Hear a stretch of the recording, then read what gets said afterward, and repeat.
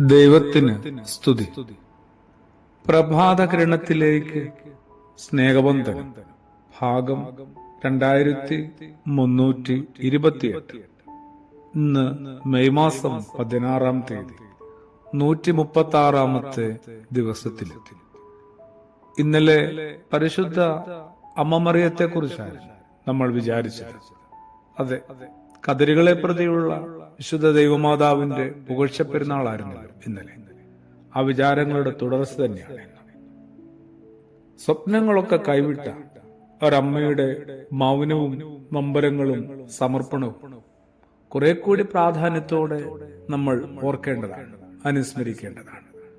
പെൺകുട്ടി എന്ന നിലയിലും പിന്നീട് ഒരു സ്ത്രീ എന്ന നിലയിലും ഒരു അമ്മ എന്ന നിലയിലുമൊക്കെ ന്യായമായ സ്വപ്നങ്ങളൊക്കെയും ഉണ്ടായിരുന്ന ഒരാളായിരിക്കണം. അതെല്ലാം ഉപേക്ഷിച്ച ഒരാളല്ലേ മറിയം. 12 വയസ്സുള്ള മകനെ കൈവിട്ടുപോയ ഈ അമ്മയെക്കുറിച്ച് സുവിശേഷം സാക്ഷ്യപ്പെടുത്തുന്നില്ലേ? വിശുദ്ധനായ ലൂക്കോസിന്റെ സുവിശേഷം 2-ാം അധ്യായം. 3 ദിവസത്തെ കഠിനമായ അലച്ചിലുകൾക്കും അന്വേഷണങ്ങൾക്കും ഒടുവിൽ മകനെ കണ്ടെത്തുമ്പോൾ വളരെ സ്വാതന്ത്ര്യത്തോടെ മകനോട് ചെറിയ പരിഭവം അമ്മ പങ്കുവെക്കുന്നുണ്ട്. മകനെ, നീ ഞങ്ങളോട് ഇങ്ങനെ ചെയ്തത് എന്താണ്? എന്നോടും നിന്റെ അപ്പനോടും.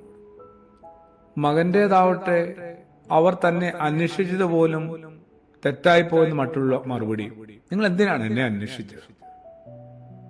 മകൻ മുതിർന്നപ്പോഴും അമ്മ, ഒരു വിധവയായ അമ്മ സ്വന്തം മകനെ കുറിച്ച് എന്തുമാത്രം ആഗ്രഹിക്കുന്നുണ്ടാവും, എന്തെല്ലാം കാര്യങ്ങൾ സ്വപ്നം കാണുന്നുണ്ടാവും, പ്രതീക്ഷകൾ എന്തുമാത്രം ഉണ്ടാവും.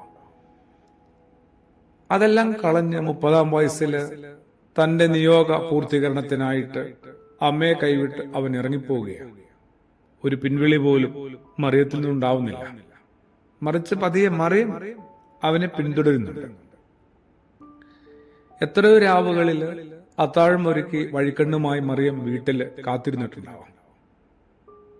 മകന്റെ രാവും പകലും മലകളിലും വഞ്ചിയിലും ആ തീരങ്ങളിലുമൊക്കെ ആണെന്ന് ഒരു പരിധിവരെ അറിയാതെ. ഈ അമ്മയ്ക്കറിയാമായിരുന്നു ഈ മകൻ തനിക്ക് മാത്രം അവകാശപ്പെട്ടതല്ലെന്ന്, ലോകത്തിനു വേണ്ടി ഉള്ളതാണ്. എന്നിട്ടും അമ്മ മകനെ പിന്തുടർന്ന് ഒടുവില് ഒരമ്മയ്ക്കും സഹിക്കാൻ പറ്റാത്ത കഠിനമായ കാഴ്ചയ്ക്ക് കാവൽ നിൽക്കേണ്ടി വന്നു, സാക്ഷ്യം വഹിക്കേണ്ടി വന്നു. ക്രൂശിലെ മരണമാണ്. അതുകൊണ്ട് തന്നെ ക്രിസ്തുവേശുവിനെ നമ്മൾ കണ്ടെത്താനായിട്ട്, ക്രിസ്തുവേശുവിനെ നമ്മൾ കാര്യമായി ഒന്ന് അനുഭവിക്കാനായിട്ട് ഈ അമ്മ മറിയമെന്ന അമ്മയെ നമുക്ക് ആവശ്യമുണ്ട്.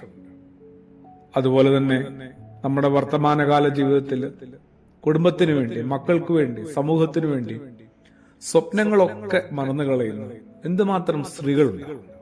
അവരിലും അമ്മ മറിയത്തെ കണ്ടെത്തേണ്ടേ?